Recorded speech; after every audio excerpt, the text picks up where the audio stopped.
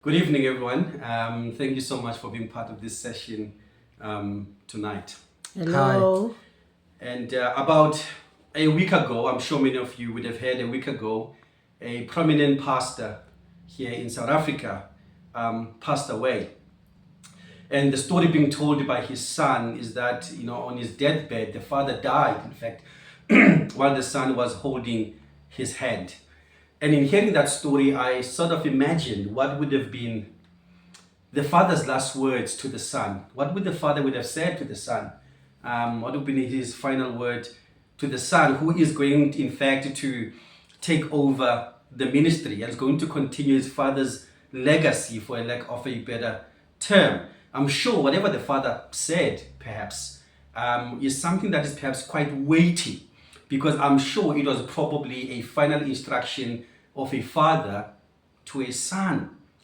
And I'm surely perhaps he would have also maybe alluded to some of the hurdles and the challenges that one is going to face in ministry. And in this case, of course, his son. Maybe he said to him, son, don't drop the ball and be faithful in ministry, because you are likely going to encounter some opposition in ministry.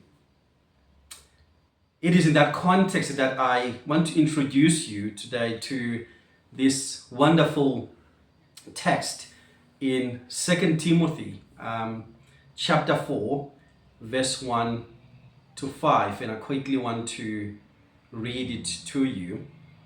I charge you in the presence of God and of Jesus Christ, who is the judge of the living and the dead, and by his appearing and his kingdom, preach the word, be ready in season and out of season.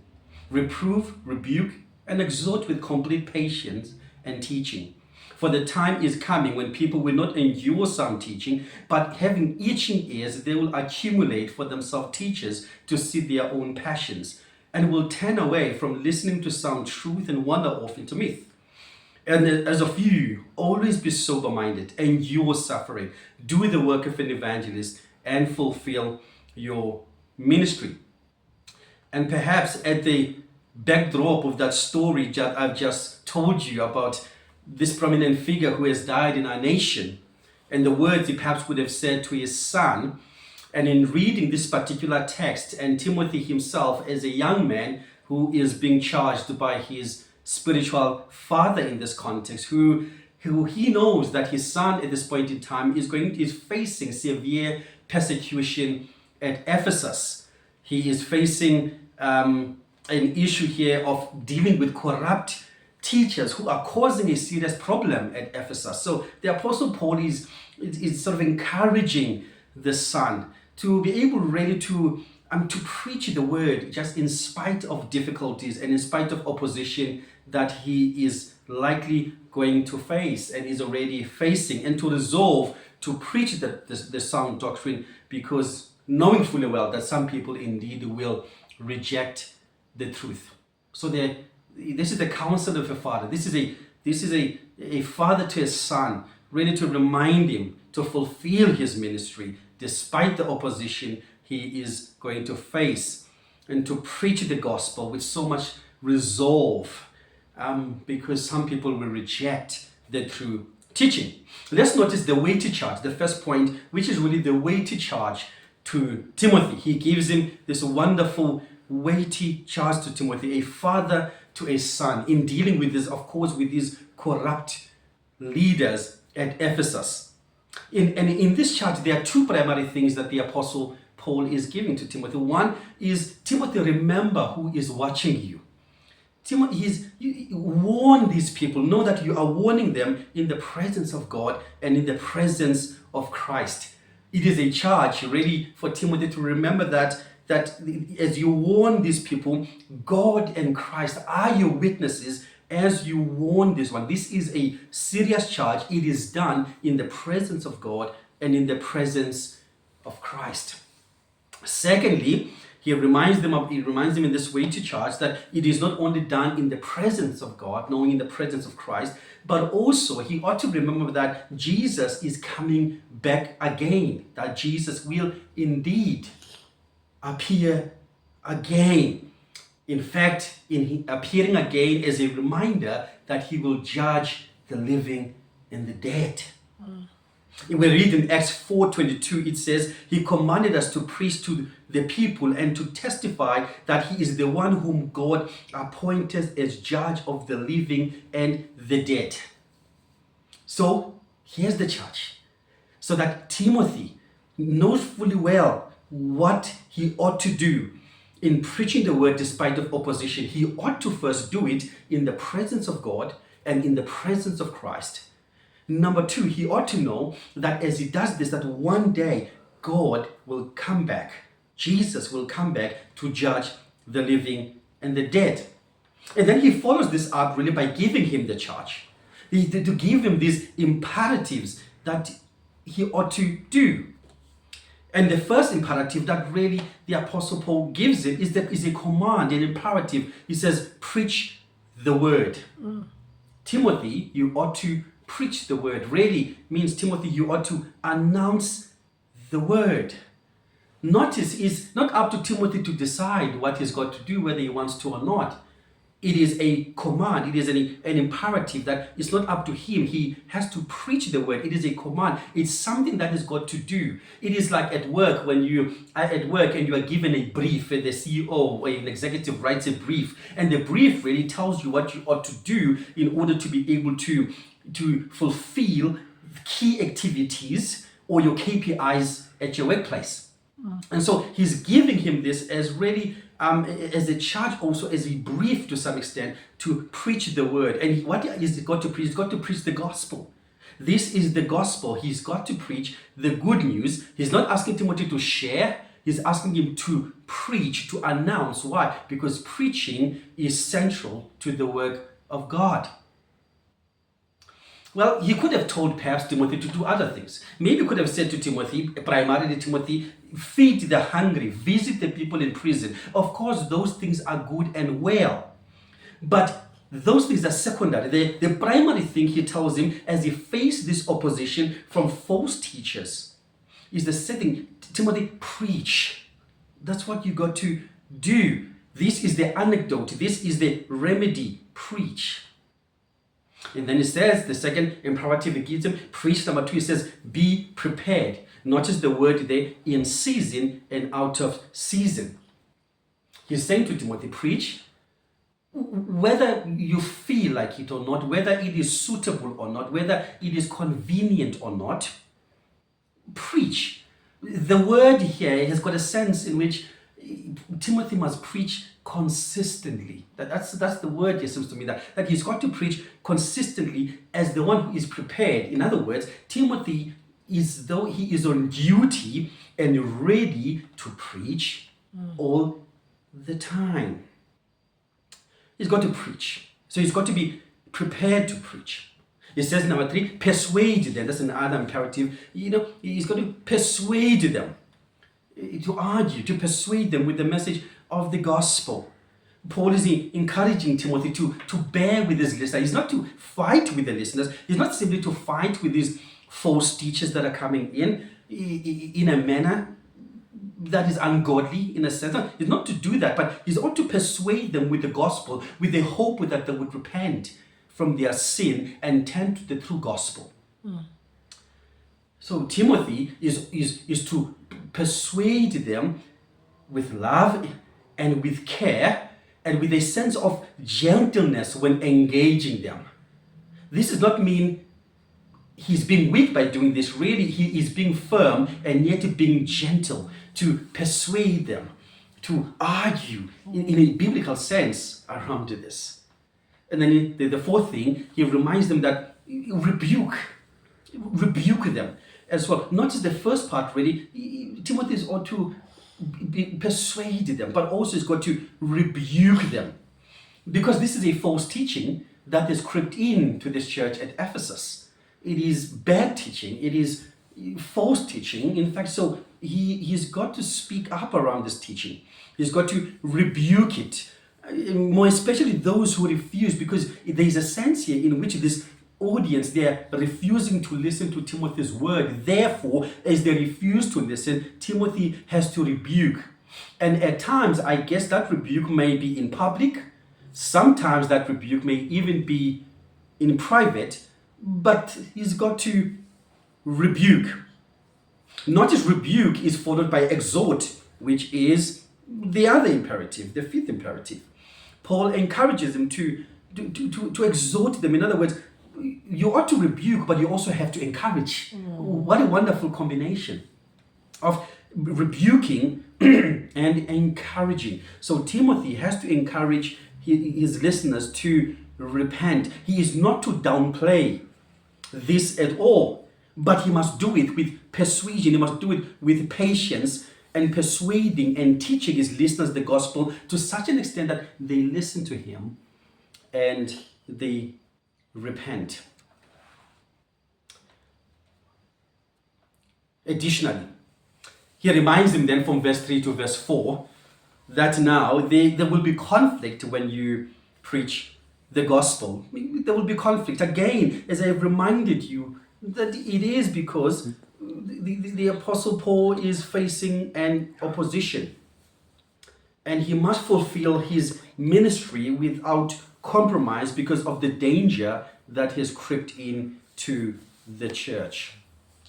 And so now he reminds him that, Timothy, when you do this, remember, there's going to be conflict when the word is preached. Some people are going to reject the truth. Not everyone is going to receive the truth. Some will reject sound doctrine to such an extent that perhaps other people will listen to false teachers. Because of their curiosity and itching ears, they will reject Timothy's teaching and they will listen to false teachers, maybe because what the false teachers are sharing is going to be quite interesting. Think about what is happening now, about the new wave of teaching we are seeing on social media. Many of you know what has been happening on social media with this new wave of this teaching of this new man with new revelations that has been coming up with new revelations and things that he's saying. He's sitting with Jesus and he's telling him all of these things. This new wave. Maybe what about those who are coming up selling holy oil and water and towels, who are even some of them next to where we even are in our own local church? I can give you many examples of one-on-one, as you know, perhaps one-on-one meetings where people are paying money in order to see the mighty and powerful prophet. A reminder, perhaps, the Apostle Paul is that people will reject and they will wander from the truth. They will rather listen to myth. They will enjoy that which is rather that which opposes the true message of the gospel. They will yield to that. They will crave that. They will believe that. They will reject the truth. Just like I've indicated to you about the other examples around oil and water and the new revelations that are coming up, and people are leaning towards these teachings. They love these teachings. These teachings mean everything to so many of these people, to such an extent that if you don't teach that, it is as though you don't know the word, or you're not a true preacher, because anything outside of the Bible, nothing is limited to the Bible. We want extra things, and all of these things, we can't verify them. And so the Apostle Paul here in this point, he is warning. He is warning that as the word is preached, we must know there will be conflict with those who reject the true message of the gospel. In other words, what Christ has done and who Christ is, they will reject it. Let's read the fifth thing. The last point, he reminds him of a full ministry. He reminds him of a full ministry, and again, he is going to give him 4 commands, reminding him of the difficulties and the challenges he will face in his opposition. And again, be reminded, brethren, be reminded that Paul is indeed in this weighty charge, reminding his son Timothy, you're going to face opposition as you fulfill your God-given ministry, but preach without compromise. For some will reject the gospel. And so, he says to Timothy in these 4 imperatives, be marked by sobriety and self-control. In other words, Timothy is not to be intoxicated. He must be self-controlled. Doesn't that sound familiar? Self-control, a fruit of the Spirit in Galatians chapter 5. A fruit that is in fact a non-negotiable. So you see, be self-controlled, Timothy. Be sober as a leader. Number 2, he reminds him, not only are you ought to be sober and self-controlled, he's saying, I command you to endure as well. So he's got to endure, and because he is not going to escape suffering. And already Timothy is facing suffering. He is facing opposition. He is facing difficulty. He is facing and going through great distress. And he is saying to him, endure that. Endure that. I know, probably hard, and the Apostle Paul, in fact, knows it quite well himself. He has faced many opposition. The Apostle Paul faced many difficulties in his ministry. He knows what it means to endure. And he is giving this command to his child in the faith. Endure suffering. It's not going to be easy. And then the third command against him, it says, do the work of an evangelist. I listened to Tim Keller the other day talking about doing the work of an evangelist, and he made a good point. And he said, if you look at church history, and probably from 2nd century onwards, you would notice that people were not so much invited to come to a place of worship, because sometimes if you invite them, they might report you get arrested, and then you go to prison or you die. It says normally the work of an evangelist would happen one-on-one. It would be opportunities where the saints would go and they would talk to people and share with them the gospel. And so Timothy is reminded here that do the work of an evangelist. In other words, Timothy, preach to the lost. That's what you ought to do. This is your obligation to fulfill the ministry that God has ordained for you. In closing, saints, following Jesus does not mean that life will always go well. Timothy had to learn that. The Apostle Paul himself learned that. And perhaps we today also have to learn that. Maybe for some of us, because of our love for Christ, our devotion to Christ, we have been rejected by our families because we refuse perhaps to bow to our ancestors or to participate in unholy rituals, which they would want us, of course, to participate because of our culture and tradition. And because we refuse, perhaps, we've become outcast. Perhaps for some of us here, it could be opposition at work, at a university, at school, because of your faith, because you refuse to bow. But we must be reminded as well that even though that may be the case, that Jesus remains faithful in spite of great opposition. And in that regard, he calls us to fulfill our ministry before God and before him. And so may we be encouraged. May we be strengthened. May we fulfill our ministry in spite of the opposition that we may face. May the Lord bless you.